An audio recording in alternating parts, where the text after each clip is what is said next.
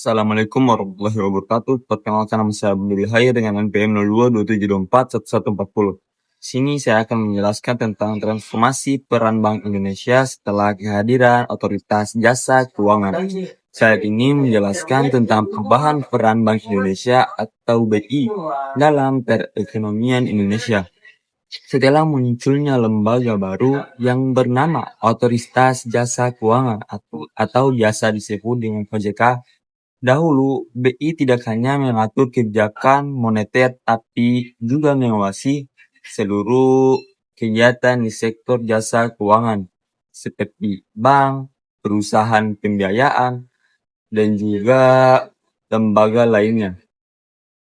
Namun, seiring berkembangnya sistem keuangan dan meningkatnya kompleks risiko, pemerintah juga dapat memandang perlu adanya khusus yang fokus pada yang mengawasi seluruh aktivitas keuangan secara lebih komprehensif. Dari sinilah OJK dibentuk. Oke, dengan beroperasinya OJK, fungsi pengawasan bank dan lembaga keuangan lainnya tidak lagi berada di tangan BI, akan tetapi akan diambil alih oleh OJK. Jadi situ tugas tersebut agar pengawasan lebih terintegrasi, modern, dan kuat dalam menghadapi tantangan ekonomi. Hal ini juga membuat BI perlu melakukan penyesuaian peran. BI kini lebih berfokus pada menjaga kestabilan nilai rupiah dan mengatur kebijakan moneter, menjaga kelancaran sistem pembayaran, dan serta memastikan stabilitas sistem keuangan secara keseluruhan. Oke, transformasi peran ini penting karena setiap lembaga sekarang memiliki fokus yang jelas. OJK juga mengawasi perilaku dan kesehatan lembaga keuangan, sedangkan BI itu ia menjaga kestabilitas ekonomi dan moneter. Dengan pembagian tugas yang lebih terarah, sistem keuangan Indonesia diharapkan menjadi lebih aman, efisien, dan mampu menghadapi berbagai tekanan ekonomi, baik dari dalam maupun luar. Pada akhirnya, tadi dimaksud dengan dalam maupun luar itu, baik dari dalam maupun luar negeri. Pada akhirnya, kerjasama BI dan OJK perlu agar ekosistem keuangan tetap stabil, sehat, dan mendukung pertumbuhan ekonomi sosial. Di sini kita dapat simpulkan bahwa perubahan peran Bank Indonesia terjadi karena hadirnya OJK yang mengambil alih tugas pengawasan sektor jasa keuangan. Dengan demikian, BI dapat lebih fokus pada stabilitas moneter, sistem pembayaran, dan juga stabilitas keuangan nasional. Di sini selanjutnya saya akan menjelaskan tentang sejarah Bank Indonesia. Slide ini juga menjelaskan bahwa tentang asal-usul perkembangan Bank Indonesia atau biasa disebut dengan BI. Sebagai bank sentral negara, Bank Indonesia resmi berdiri pada tahun 1953 yang menggantikan Dejavach Bank yang sebelumnya digunakan pada masa kolonial. Ketika dibentuk, tujuan utama BI adalah menjalankan tugas sebagai bank sentral, yaitu lembaga yang bertanggung jawab mengatur keuangan negara dan menjaga kestabilan nilai mata uang.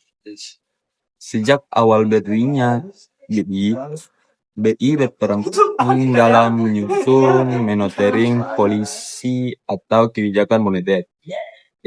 Contohnya nih adalah mengatur jumlah uang yang beredar, menentukan suku bunga acuan, menjaga stabilitas rupiah, dan memastikan sistem pembayaran negara dengan lancar.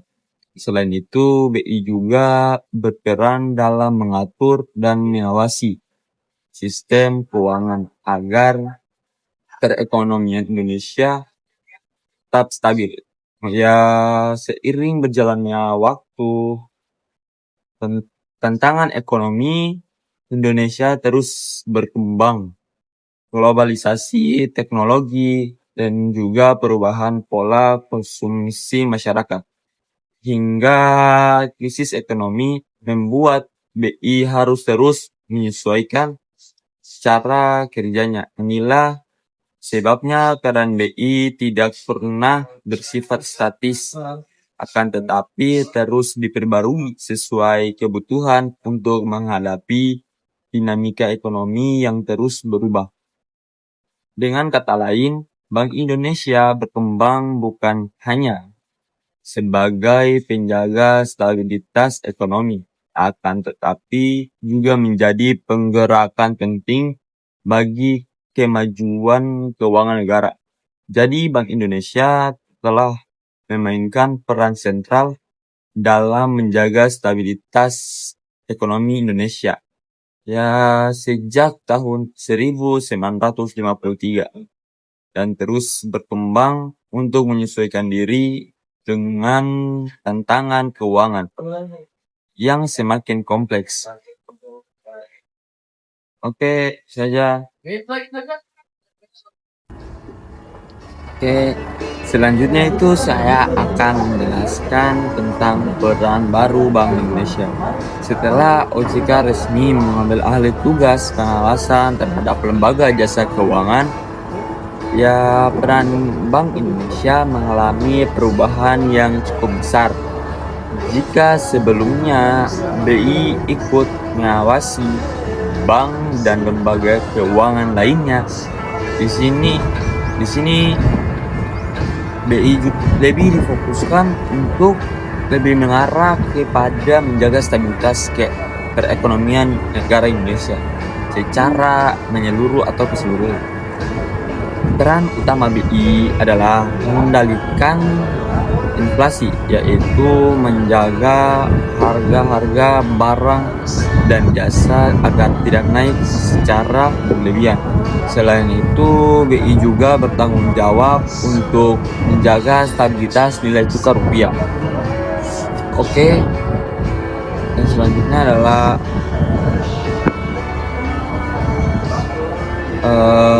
tugas lainnya yang tetap penting adalah mengatur sistem perbankan dari sisi kebijakan, bukan pengawasan langsung seperti dulu.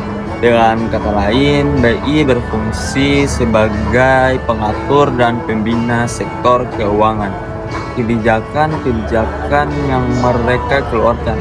Contohnya nih, BI bisa mengatur tingkat suku bunga acuan, memberikan arahan likuiditas, dan juga memastikan bahwa sistem pembayaran di Indonesia berjalan aman dan lancar. Perubahan ini membuat peran BI menjadi lebih strategis dan fokus pada stabilitas ekonomi nasional. Bukan hanya teknis, akan tetapi pengawasan bank juga. Dari penjelasan tadi kita dapat simpulkan bahwa peran baru Bank Indonesia itu atau peran BI ini lebih berfokus pada stabilitas ekonomi melalui pengendalian inflasi, stabilitas nilai tukar, dan juga pengaturan sistem pembayaran, sehingga Bank Indonesia berfungsi sebagai pengarah kebijakan, bukan lagi pengawas langsung sektor keuangan. Oke, selanjutnya di sini saya akan menjelaskan tentang kehadirannya OJK. Kehadiran OJK, di sini kita akan menjelaskan bahwa tentang lahirnya Otoritas Jasa Keuangan atau biasa disebut dengan OJK sebagai lembaga baru dalam sistem keuangan Indonesia.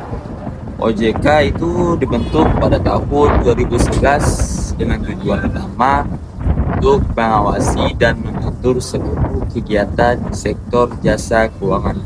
mulai dari perbankan, asuransi, pasar modal, hingga lembaga pembiayaan. Sebelum adanya OJK, pengawasan sektor keuangan sebagian besar itu dilakukan oleh Bank Indonesia. Namun, seiring berkembangnya industri keuangan yang makin kompleks, pemerintah menilai bahwa dibutuhkan lembaga khusus yang fokus pada pengawasan seluruh sektor jasa keuangan secara lebih terintegrasi, modern, dan independen. Dari sinilah OJK mulai beroperasi. Salah satu tujuan utama OJK adalah melindungi konsumen. Artinya bahwa OJK memastikan bahwa masyarakat yang menggunakan layanan keuangan seperti menabung di bank, membeli asuransi, atau berinvestasi mendapatkan perlindungan dari praktik yang merugikan. Selain itu, OJK juga berperan untuk menjaga stabilitas sistem keuangan agar tetap sehat, aman, dan dapat mendukung pertumbuhan ekonomi nasional. Dan juga kehadiran OJK itu sendiri memiliki perubahan besar dalam pengawasan jasa keuangan di Indonesia. OJK juga memiliki sistem pengawasan yang lebih. Yang dimaksud dengan lebih adalah menyeluruh dan profesional, sehingga industri keuangan dapat berkembang lebih tertata dan terpercaya. Dengan adanya OJK, pembagian tugas antara BI dan lembaga pengawas itu menjadi lebih jelas, yang berarti bahwa BI itu fokusnya untuk menjaga stabilitas moneter, sementara OJK itu fokus untuk mengawasi lembaga keuangan. Pembentukan OJK juga pada tahun 2011 membawa perubahan besar dalam sistem pengawasan keuangan Indonesia. Dengan adanya OJK atau dengan fokus utama melindungi konsumen dan memastikan sektor jasa keuangan berjalan lebih aman, teratur, dan terpercaya. Oke, selanjutnya di sini saya akan menjelaskan tentang koordinator antara BI dan OJK. Oke, pada kali ini saya ingin menjelaskan bahwa pentingnya hubungan kerjasama antara Bank Indonesia dan OJK. Meski peran mereka berbeda, keduanya tetap harus berjalan searah demi menjaga stabilitas sistem keuangan Indonesia. BI bertanggung jawab mengatur kebijakan moneter seperti suku bunga, inflasi, dan juga nilai tukar mata uang. Sementara OJK bertugas untuk memastikan bahwa lembaga keuangan seperti bank, asuransi, dan pasar modal beroperasi dengan sehat, aman, serta mengikuti aturan. Jika kedua lembaga ini tidak berkoordinasi atau tidak bekerjasama, kebijakan moneter bisa berbenturan dengan pengawasan keuangan yang pada akhirnya justru mengganggu perekonomian. Kerjasama BI dan OJK membantu memastikan bahwa keputusan yang diambil BI selaras dengan kondisi real lapangan yang diawasi oleh OJK. Misalnya nih, ketika BI menurunkan suku bunga untuk mendorong ekonomi, OJK dapat memastikan perbankan siap menyalurkan kredit dengan aman. Dengan koordinasi yang kuat, stabilitas sistem keuangan dapat terjaga dan risiko krisis keuangan dapat diminimalkan. Jadi di sini kita dapat simpulkan bahwa koordinasi antara BI dan OJK Kesimpulannya itu kerjasama antara BI dan OJK sangat penting agar kebijakan moneter dan pengawasan keuangan ya berjalan selaras sehingga stabilitas sistem keuangan nasional tetap terjaga dan ekonomi Indonesia dapat berkembang lebih kuat. Oke. Sebelumnya saya akan menjelaskan tentang tantangan yang dihadapi. Medan sulit yang harus dilalui oleh BI dan OJK meskipun sudah banyak kemajuan yang dicapai seperti perbankan yang lebih transparan dan stabil, perjalanan BI dan OJK masih panjang. Ya, kali ini akan dibahas bahwa besarnya yang harus dihadapi. Yang pertama ada perubahan teknologi. Di sini yang dimaksud yaitu perkembangan teknologi, terutama munculnya finansial teknologi, digital banking, dan mata uang kripto telah mengubah cara masyarakat transaksi. Sisi positifnya, inovasi membuat layanan keuangan jadi lebih cepat dan mudah diakses. Sisi negatifnya yaitu OJK harus menegaskan membuat regulasi baru untuk memastikan inovasi ini tetap aman, melindungi data nasabah, dan mencegah kejahatan cyber atau penipuan. Aturan lama seringkali tidak relevan lagi untuk teknologi. Yang kedua ada risiko sistematik. Risiko sistematik berarti jika satu bagian penting dari sistem keuangan, misalnya bank besar, pasar modal, atau infrastruktur pembayaran, mengalami masalah serius, nampaknya bisa menyebar dan merusak seluruh sistem keuangan nasional. Contohnya nih, jika bank terbesar di negara ini Clovas bisa memicu besar menarik uang dari bank lain dan menyebabkan seluruh ekonomi terhenti. Tantangan tugas BI dan OJK dalam mengidentifikasi titik lemah sistem seperti dan membuat aturan yang mencegah keruntuhan seperti ini terjadi, yaitu pentingnya adaptasi. Untuk stabilitas menghadapi tantangan ini, adaptasi terhadap perubahan menjadi kata kunci utama. Tujuan adaptasi yaitu untuk menjaga stabilitas dan kepercayaan masyarakat terhadap sistem keuangan. Jika gagal adaptasi, BI dan OJK terlalu lambat dalam menanggapi teknologi atau risiko baru, stabilitas sistem bisa terancam dan kepercayaan masyarakat akan runtuh. Jika masyarakat tidak percaya lagi, mereka akan menarik uangnya, sistem keuangan bisa kacau. Nantinya, BI dan OJK harus selalu belajar berinovasi dan membuat aturan yang fleksibel dan up to date agar sistem keuangan Indonesia tidak hanya stabil, tetapi juga modern dan tahan banting terhadap guncangan masa depan. Sebelum OJK ada, Bank Indonesia memiliki peran ganda, yaitu sebagai bank sentral yang mengurus kebijakan moneter, suku bunga, dan juga sebagai pengawas bank. Dengan adanya OJK, peran pengawasan bank ini sepenuhnya dialihkan. Bank-bank dijadikan baik. Dampak dari perusahaan ini sangat terasa. Yang pertama, lebih transparan. Bank-bank kini harus jauh lebih terbuka dalam segala hal, mulai dari laporan keuangan, produk-produk yang mereka tawarkan, hingga risiko yang mungkin dihadapi nasabah. Ini berarti masyarakat bisa melihat dengan jelas bagaimana kondisi sebuah bank dan bagaimana uang mereka dikelola. Tidak ada lagi hal-hal yang ditutupi. Yang kedua ada lebih akuntabel. Akuntabel berarti bank bertanggung jawab penuh atas tindakan keputusan mereka, dan mereka harus bisa membuktikan pertanggungjawaban itu kepada pihak berwenang atau OJK dan kepada masyarakat. Jika ada permasalahan pelanggaran, OJK akan bertindak tegas, memastikan bank menanggung konsekuensi dan memperbaiki diri. Yang ketiga, meningkatkan kepercayaan masyarakat. Instruksi atau poin ini adalah hasil akhir paling penting ketika bank menjadi transparan dan akuntabel. Masyarakat sebagai nasabah dan investor merasa lebih aman untuk menyimpan uang dan berinvestasi. Mereka yakin bahwa sistem keuangan diatur oleh diawasi dengan baik sehingga mengurangi kekhawatiran kebangkrutan yang mendadak atau praktik curang.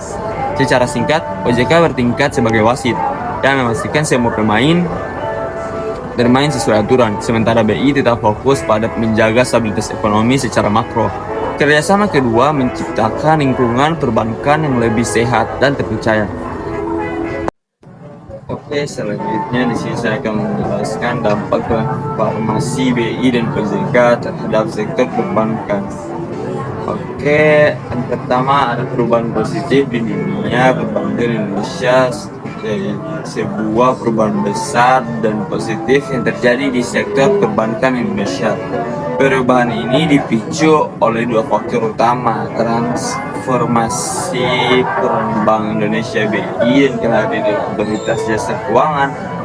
Sebelum OJK ada, Bank Indonesia memiliki peran ganda, yaitu sebagai bank sentral yang mengurus kebijakan moneter, suku bunga, dan juga sebagai pengawas bank.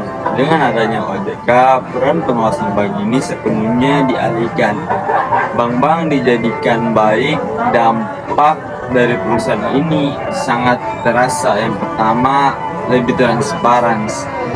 Bank-bank kini harus jauh lebih terbuka dalam segala hal, mulai dari laporan keuangan, produk-produk yang mereka tawarkan, hingga risiko yang mungkin dihadapi nasabah.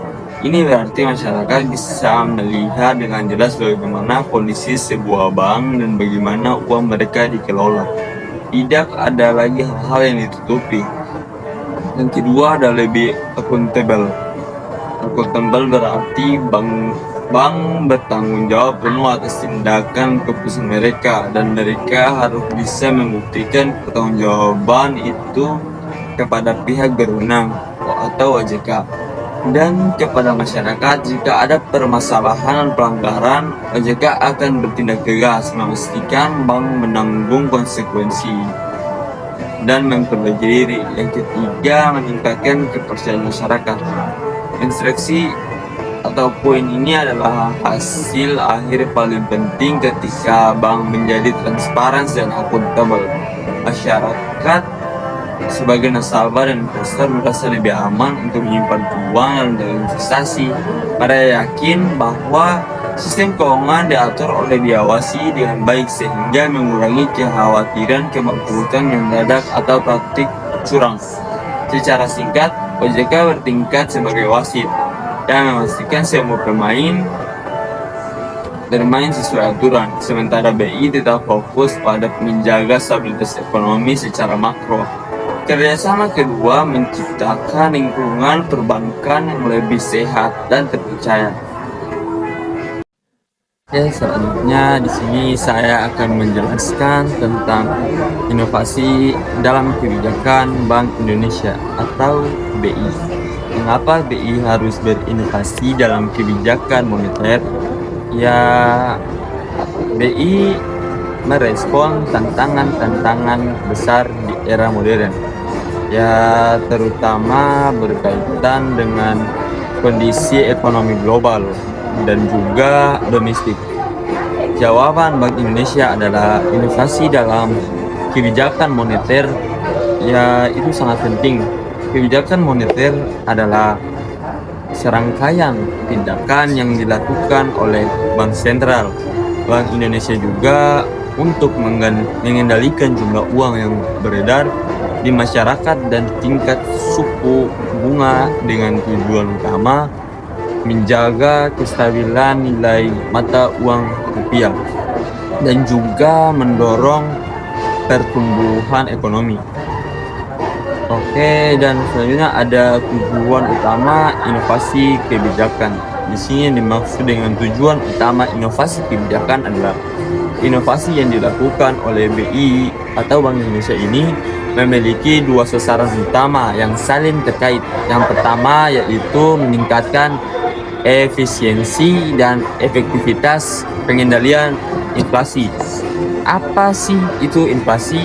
Inflasi adalah kenaikan barang dan jasa secara umum dan terus-menerus, dan juga inflasi yang tinggi sangat merugikan masyarakat karena membuat daya beli uang atau tabungan menurun.